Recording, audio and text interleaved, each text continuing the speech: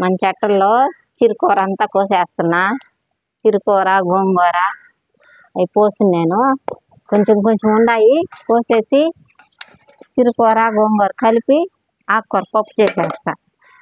చూద్దరు రండి ఫ్రెండ్స్, ఆడుంది కోసేస్తాను. ఇదంతా చిరాకు గింజలు పోసుకుంటాను నేను.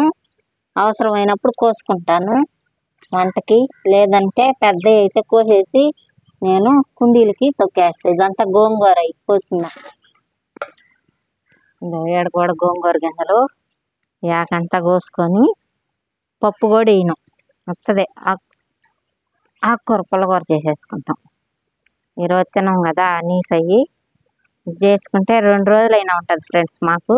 మేము 2 రోజులైనా ఇది నేను పాడవకుండా బాగా చేసుకొని పెట్టుకుంటాను. 2 రోజులైనా తింటాం, బాగుంటుంది టేస్టీగా.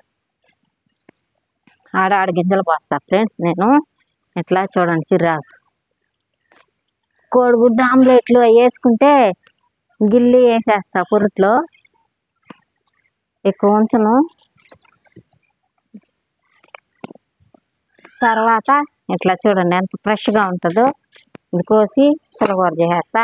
పైన కూడా ఉన్నాయి చూడండి ఫ్రెండ్స్. ఇట్లా మనం కుండీల్లో పోసుకొని ఆకుకూర మనం ఏం మందులో వేయం కదా, చాలా టేస్టీగా ఉంటుంది వండుకుంటే. నేను ఇట్లా చేస్తా ఆకుకూర తినాలనుకుంటే మన కుండీల్లోదే చూడండి. ఇది సరిపోద్ది కదా. 2 టమాటాలు అవన్నీ వేసేసి నేను బజ్జీలాగా చేసేస్తా. దాంట్లో ఉప్పు మిరపకాయలు వేయించుకుంటే చాలా బాగుంటుంది. ఈ డ్రాగన్ ఫ్రూట్ కూడా పండింది ఫ్రెండ్స్, కోసేస్తాను. చూస్తున్నారు కదా నేను చేసే విధానం ఎలా ఉంది. మన కుండీల్లో ఆకుకూరే, మన కుండీల్లో డ్రాగన్ ఫ్రూట్లే. చూడండి. ఉంటా ఫ్రెండ్స్, బాయ్. చూడండి ఆకుకూర అయ్యి ఎలాగా చేశాను. ఇట్లా ఆడ ఆకుకూర ఉంది. ఇంక మనకి చిక్కుడుకాయలు కూడా వస్తాయి. ఈ చిక్కుడుకాయలు కూడా కోస్తాను. పొద్దున్నే కొంచెం చిక్కుడుకాయలు కోసే ఫ్రెండ్స్, మా పాప నిద్రపోతుంది, కోసుకొని వెళ్ళాను. మళ్ళీ ఎండ వచ్చేస్తుందని మళ్ళీ ఆకుకూర ఉంది కదా, ఆకుకూర కూడా కోసుకోపోదామని వచ్చాను ఫ్రెండ్స్.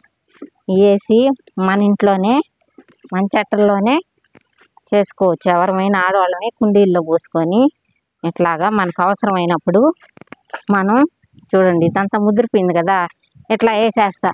చూసారు కదా ఫ్రెండ్స్, మన చెట్టల్లో అవి. ఉంటా ఫ్రెండ్స్, బాయ్.